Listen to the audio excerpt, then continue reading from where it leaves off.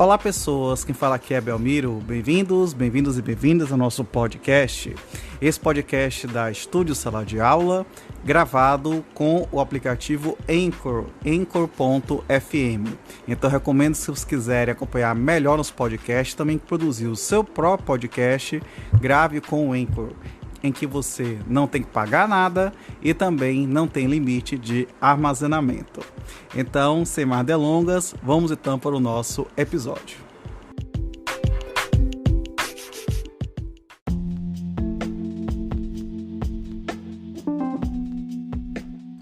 Título 2 do Direito Patrimonial. Subtítulo 1 do Regime de Bens entre os Cônjuges. Capítulo 1 Disposições Gerais. Artigo 1639.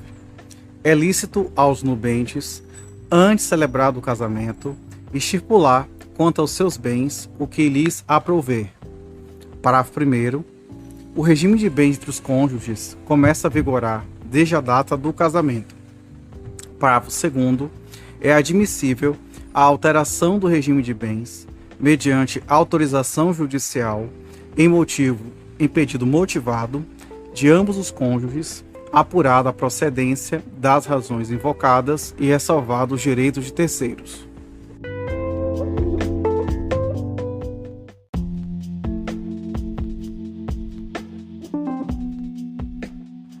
Artigo 1640. Não havendo convenção, ou sendo ela nula ou ineficaz, vigorará, quanto aos bens entre os cônjuges, o regime da comunhão parcial. Parágrafo único. Poderão os nubentes, no processo de habilitação, optar por qualquer dos regimes que este Código regula. Quanto à forma, reduzir-se-á a termo a opção pela comunhão parcial, fazendo-se o pacto antinupcial por escritura pública nas demais escolhas.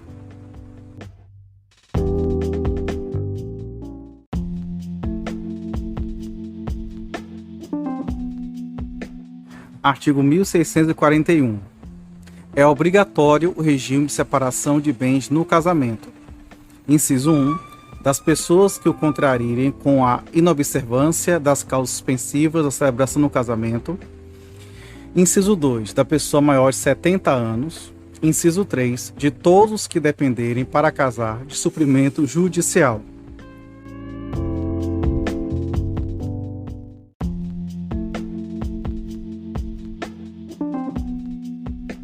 Artigo 1642. Qualquer que seja o regime de bens, tanto o marido quanto a mulher podem livremente. Inciso 1. Praticar todos os atos de disposição e de administração necessários ao desempenho de sua profissão, com as limitações estabelecidas no inciso 1 do artigo 1147. Inciso 2. Administrar os bens próprios. Inciso 3. Desobrigar ou reivindicar os imóveis que tenham sido gravados ou alienados sem o seu consentimento ou sem suprimento judicial. Inciso 4. Demandar a rescisão dos contratos de fiança e doação ou a invalidação do aval realizados pelo outro cônjuge com infração do disposto nos incisos 3 e 4 do artigo 1647. Inciso 5. Reivindicar os bens comuns, móveis ou imóveis, doados ou transferidos pelo outro cônjuge ao concubino, desde que provado que os bens não foram adquiridos pelo esforço comum destes, se o casal estiver separado de fato por mais de 5 anos. Inciso 6. Praticar todos os atos que não lhes forem vedados expressamente.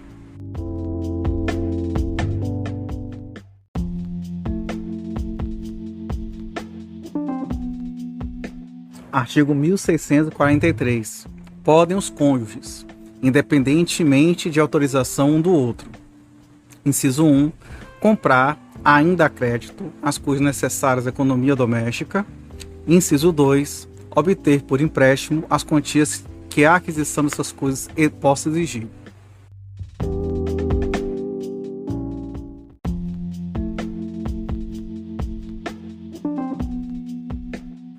Artigo 1644. As dívidas contraídas para os fins do artigo antecedente obrigam solidariamente ambos os cônjuges.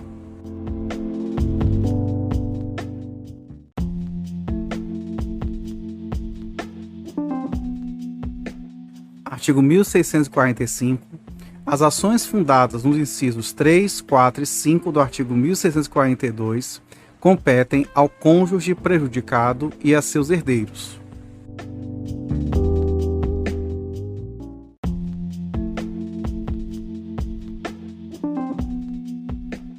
Artigo 1646. No caso dos incisos 3 e 4 do artigo 1642, o terceiro, prejudicado com a sentença favorável ao autor, terá direito regressivo contra o cônjuge que realizou o negócio jurídico ou seus herdeiros.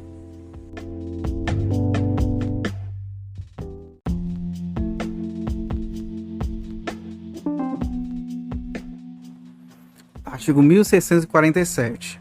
Ressalvado o disposto no artigo 1648, nenhum dos cônjuges pode, sem autorização do outro, exceto no regime de separação absoluta. Inciso 1. Alienar ou gravar de ônus real os bens imóveis. Inciso 2. Pleitear como autor ou réu acerca desses bens ou direitos. Inciso 3. Prestar fiança ou aval. Inciso 4. Fazer doação, não sendo remuneratória, de bens comuns ou dos que possam integrar a futura meação. Parágrafo único. São válidas as doações nupciais feitas aos filhos quando casarem ou estabelecerem economia separada.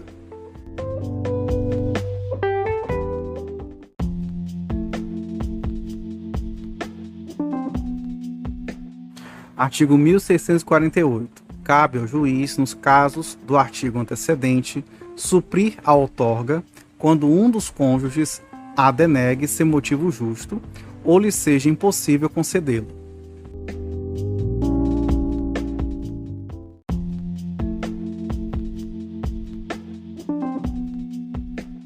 Artigo 1649.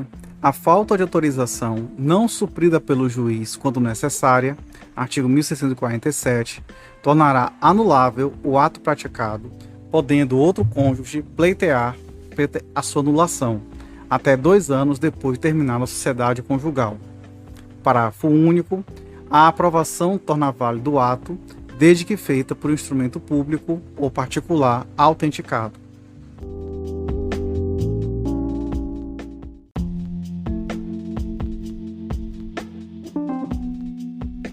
Artigo 1650. A decretação de invalidade dos atos praticados sem outorga, sem consentimento ou sem suprimento do juiz só poderá ser demandada pelo cônjuge a quem caiba concedê-la ou por seus herdeiros.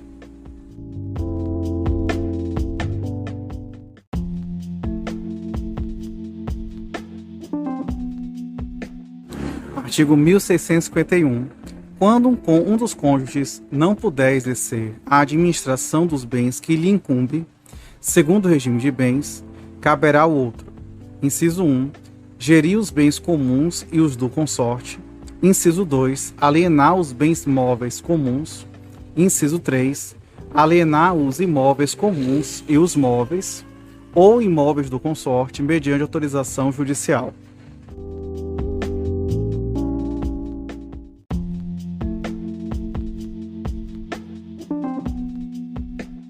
Artigo 1652. O cônjuge que estiver na posse dos bens particulares do outro será para com este e seus herdeiros responsável. Inciso 1. Como usufrutuário, se o rendimento for comum. Inciso 2. Como procurador, se tiver mandato expresso ou tácito para os administrar. Inciso 3. Como depositário, se não for usufrutuário nem administrador.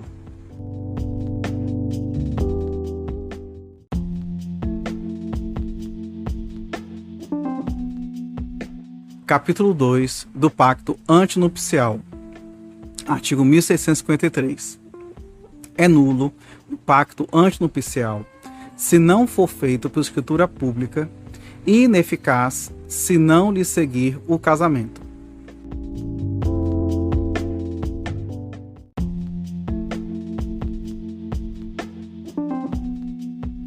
Artigo 1654. A eficácia do pacto antinupcial realizado por menor fica condicionada à aprovação do seu representante legal, salvo as hipóteses de regime obrigatório de separação de bens.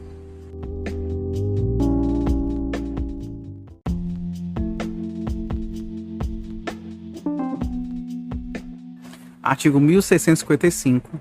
É nula a convenção ou cláusula dela que contravenha a disposição absoluta de lei.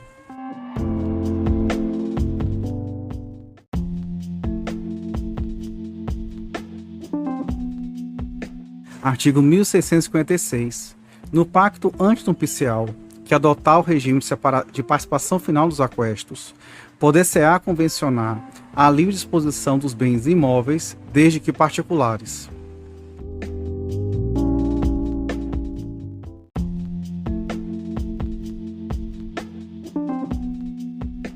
Artigo 1657. As convenções antinupciais não terão efeito perante terceiros, senão depois de registradas em livro especial pelo oficial do registro de imóveis do domicílio dos cônjuges.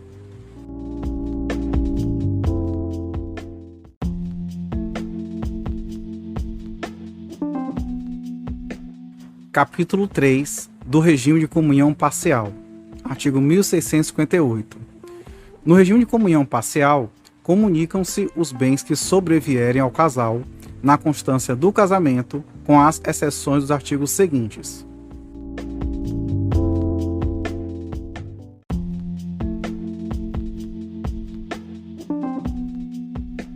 Artigo 1659. Excluem-se da comunhão, inciso 1, os bens que cada cônjuge possuir ao casar e os que lhe sobrevierem na constância do casamento, por doação ou sucessão, e os subrogados em seu lugar. Inciso 2. Os bens adquiridos com valores exclusivamente pertencentes a um dos cônjuges em subrogação aos bens particulares. Inciso 3. As obrigações anteriores ao casamento. Inciso 4. As obrigações provenientes de atos ilícitos, salvo reversão em proveito do casal. Inciso 5. Os bens de uso pessoal, os livros e instrumentos de profissão. Inciso 6. Os proventos do trabalho pessoal de cada cônjuge. Inciso 7. As pensões, meios-soldos, montepios e outras rendas semelhantes.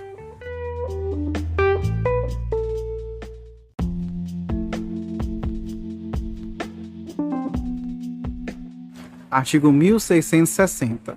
Entram na comunhão. Inciso 1. Os bens adquiridos na constância do casamento por título oneroso, ainda que só em nome de um dos cônjuges. Inciso 2.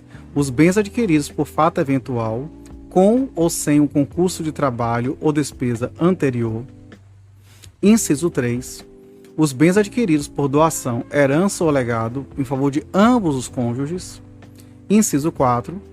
As benfeitorias em bens particulares de cada cônjuge. Inciso 5.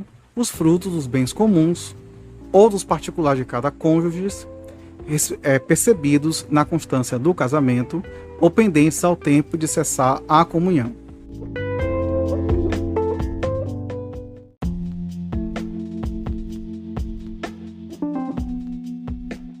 Artigo 1661.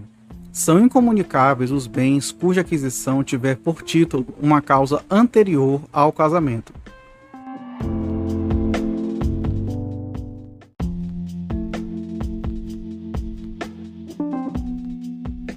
Artigo 1662. No regime de comunhão parcial, presumem-se adquiridos, na constância do casamento, os bens móveis, quando não se provar que o foram em data anterior.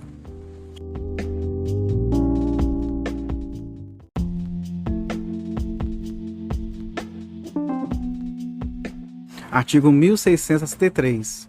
A administração do patrimônio comum compete a qualquer dos cônjuges. Parágrafo 1º. As dívidas contraídas no exercício da administração obrigam os bens comuns e particulares do cônjuge que os administra, e os do outro, na razão do proveito que houver auferido. Parágrafo 2º. A anuência de ambos os cônjuges é necessária para os atos, a título gratuito, que impliquem cessão do uso ou gozo dos bens comuns. Parágrafo 3º. Em caso de malversação dos bens, o juiz poderá atribuir a administração a apenas um dos cônjuges.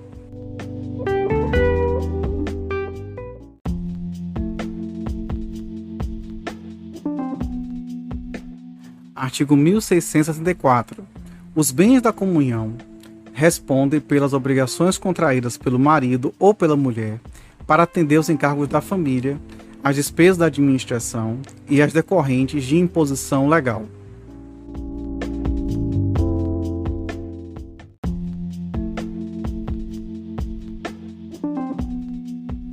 Artigo 1665. A administração e a disposição dos bens constitutivos do patrimônio particular competem ao cônjuge proprietário, salvo convenção diversa em pacto antinupcial.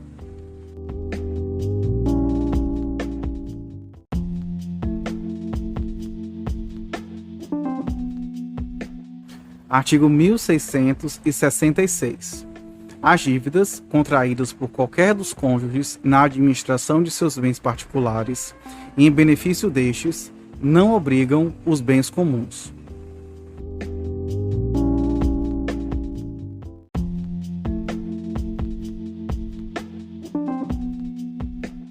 Capítulo 4 do Regime da Comunhão Universal. Artigo 1667. O regime de comunhão universal importa a comunicação de todos os bens presentes e futuros dos cônjuges e suas dívidas passivas, com as exceções do artigo seguinte.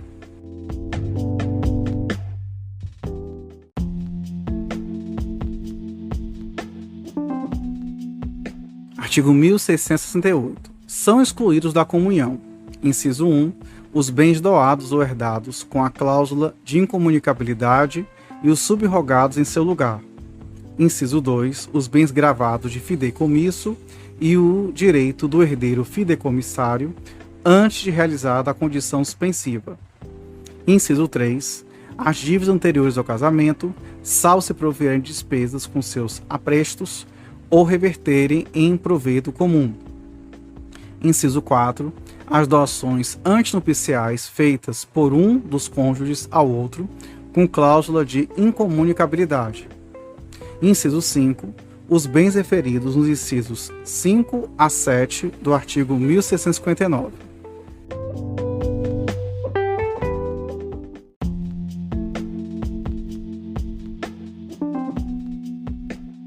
Artigo 1669. A incomunicabilidade dos bens enumerados no artigo antecedente não se estende aos frutos, quando se percebam ou vençam durante o casamento.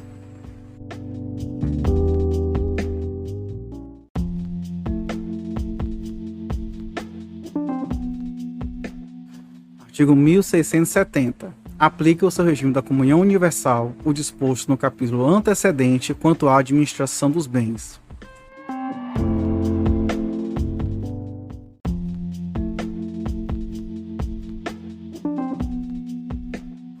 Artigo 1671. Extinta a comunhão e efetuada a divisão do ativo e do passivo, cessará a responsabilidade de cada um dos cônjuges para com os credores do outro.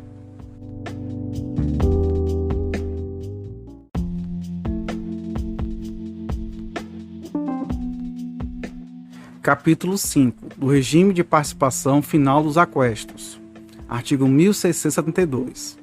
No regime de participação final dos aquestos, cada cônjuge possui patrimônio próprio, consoante o disposto no artigo seguinte, e lhe cabe, à época de dissolução da sociedade conjugal, o direito à metade dos bens adquiridos pelo casal, a título oneroso, na constância do casamento.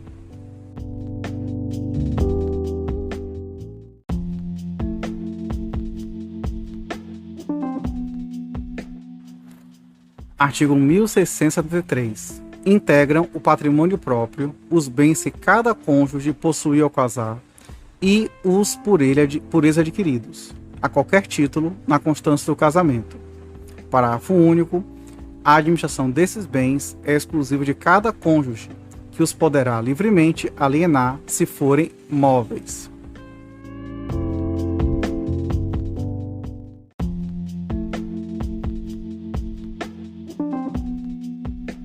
Artigo 1674.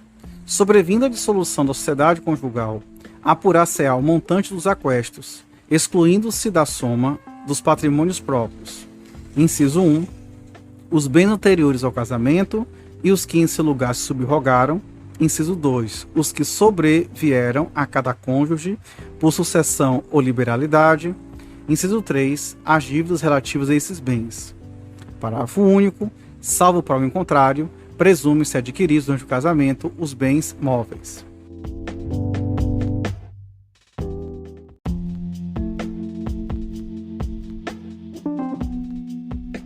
Artigo 1675. Ao determinar-se o montante dos aquestos, computar-se-á o valor das doações feitas por um dos cônjuges, sem a necessária autorização do outro. Nesse caso, o bem poderá ser reivindicado pelo cônjuge prejudicado ou por seus herdeiros, ou declarado no monte partilhável por valor equivalente ao da época da dissolução.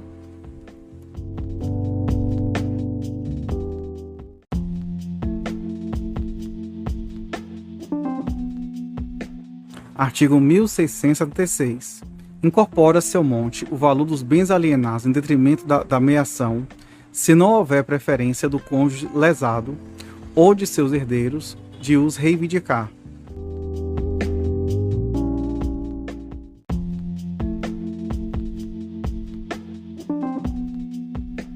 Artigo 1677. Pelas dívidas posteriores ao casamento, contraídas por um dos cônjuges, somente este responderá, salvo prova de terem revertido parcialmente ou totalmente em benefício do outro.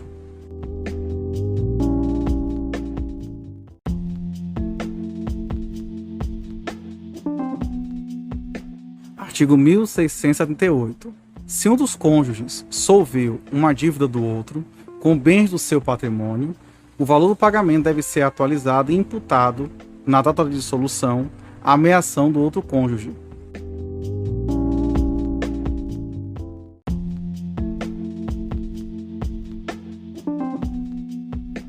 Artigo 1679. No caso de bens adquiridos pelo trabalho conjunto, terá cada um dos cônjuges uma cota igual no condomínio ou no crédito por aquele modo estabelecido.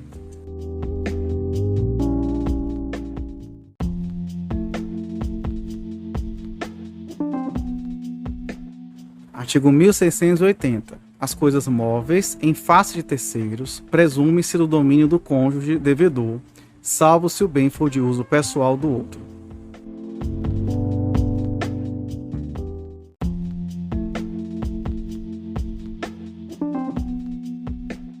Artigo 1681. Os bens imóveis são de propriedade do cônjuge cujo nome constar no registro. Parágrafo único. Impugnada a titularidade, caberá ao cônjuge proprietário provar a aquisição regular dos bens.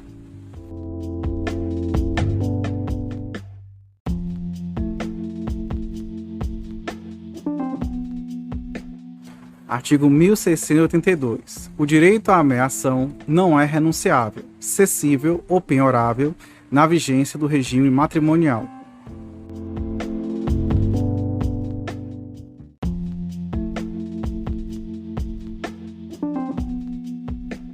Artigo 1683. Na dissolução do regime de bens por separação judicial ou por divórcio, verificar-se-á o montante dos aquestos, a data em que cessou a convivência.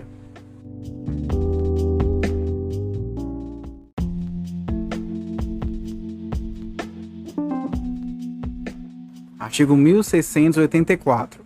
Se não for possível nem conveniente a divisão de todos os bens em natureza, calcular-se-á o valor de alguns ou de todos na reposição em dinheiro ao cônjuge não proprietário. Parágrafo único. Não se podendo realizar a reposição em dinheiro, serão avaliados e, mediante autorização judicial, alienados tanto os bens quanto os bastarem.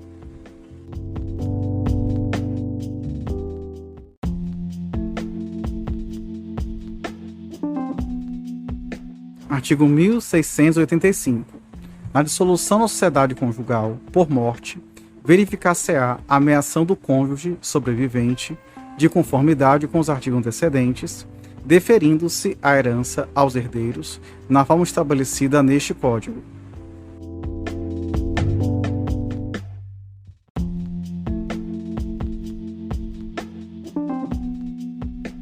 Artigo 1686. As dívidas de um dos cônjuges, quando superiores à sua ameação, não obrigam ao outro ou a seus herdeiros.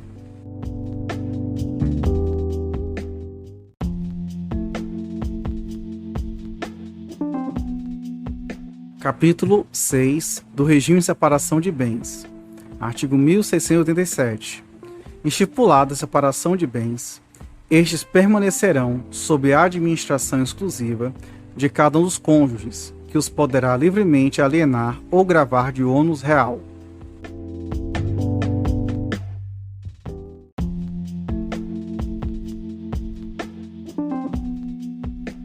Artigo 1688.